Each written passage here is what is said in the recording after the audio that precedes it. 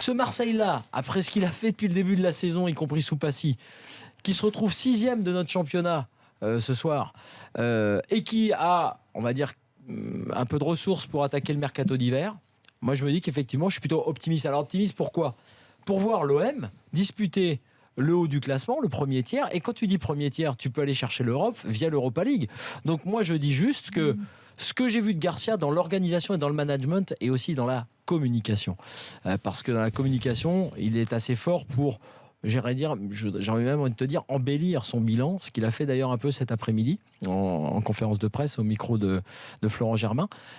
Mais en revanche, autant je suis un peu critique sur ce que j'ai vu depuis quelques semaines, même si je vois très bien au moins la ligne directrice, autant je suis assez optimiste pour la suite, parce que là pour le coup, des joueurs en confiance, un Thauvin qui marche sur l'eau, un coach qui sait ce qu'il veut, qui a remis lui aussi d'ailleurs, c'est assez marrant, il a remis un peu l'église au centre du village. Il interdit par exemple à tous les gens de la commanderie de regarder les entraînements, y compris à Jean-Philippe Durand. Il veut voir personne, il veut que ce soit pour eux, entre eux. Il communique vis-à-vis des salariés, il communique très fort vis-à-vis des joueurs évidemment sur le respect des consignes. Il a mis, vous savez, ce fameux 6 là un peu partout à la commanderie pour dire qu'il voulait faire 6e. Bon, il a des méthodes de management, on va dire, un petit peu nouvelles.